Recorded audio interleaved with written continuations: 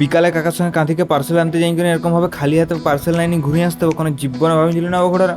ও মাই ভগবান। সকালে ঘুম থেকে উঠে করে প্রত্যেক দিনের মতন দাঁতকে ঘষি সাফা করে নিলেন। দাঁত ঘষাটা হয় যদি যুক্তিগুণ সোজা চলে গেলেন পার্সেল আনতে, নাই মানে বৌদির দোকান নাস্তা করতে। বৌদির দোকানে দুটো পাকা কলার একটা কেক আনি করে বান্দরের মতন কারখানার ভিতরে বসে করে সাটা নিলেন গপ গপ করে। পাকা দুটা কলা খাইতে বান্দরের মতন গায়ে শক্তি আসেন যাতে স্কুল ড্রেসটা লাগিয়ে করে চলে এলেন সোজা ডিউটি করতে। ডিউটি করতে আসতে ছোট কাকা গাড়ি চাপাই নিয়ে করে চলে গেল আর একটা কারখানা কাছে খালি বেরেলগা লোড করে আনতে। খালি বেরেলগা লোড করা হয় যাতে কারখানাকে আসেন করে আলনার যে টোন গাছ কালিয়া রং করতে লাগিয়ে গেলেন, কারণ ওকে সাপা দেখে ভালো লাগছিল না যেন কালিয়া করে দিলেন। আলনাকে কালিয়া করা হয় যাতে লাগিয়ে গেলেন ডাইনিং টেবিলটা ঘষতে। ডাল ডাইনিং টেবিলটা পুরো একদম আশির পেপার ধরে ঘষতে লাগিয়ে গেলেন দাঁত কামড়াই করি। আমাদের সারাদিন শুধু একটাই কাজ, খালি ঘেসে যাও ঘেসে যাও ঘেসে যাও ঘেসে যাও। তারপর বাসন খাওয়ার সময়টা হতে আসেন করে মাসির হাতে রান্না করা ফেভারিট আলু ঝোলটা দিন করে এক বাটি ভুজা পরে সেই লেভেলের গপ গপ করে সাটান গেলেন। পাশে খাবারটা হয় যাতে দিকে ফাঁকায় জল হচ্ছে আর গানটা শুনি শুনি পুরো নাচতে নাচতে 120 পেপার নেয় মানে 80 পেপারটা দিন করে ডাইনিং টেবিলটা আরো বাকি ছিল ঘষতে, এটা ঘষতে লাগিয়ে গেলেন। ডাইনিংটা 80 পেপারটা ঘষা কমপ্লিট হতেই তুলি ধরা মানে কলম ধরা স্টাইলে তুলিটাকে ধরে করে ডাইনিংটা সিলারটা মারি চকচকা করে এলেন।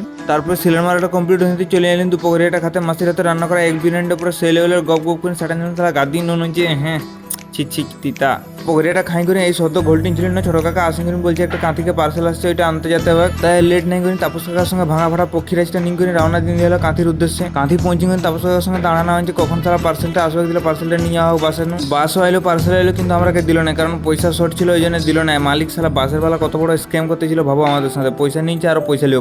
কাঁথির রুম ঘুরে আসেন করে আজকের মিনি ব্লগ এখন দিলেন এইখানে শেষ, কারণ আমাদের সঙ্গে বাসওয়ালাটা হেভি বড় স্ক্যাম করে নিতেছিল খুঁড়ারা।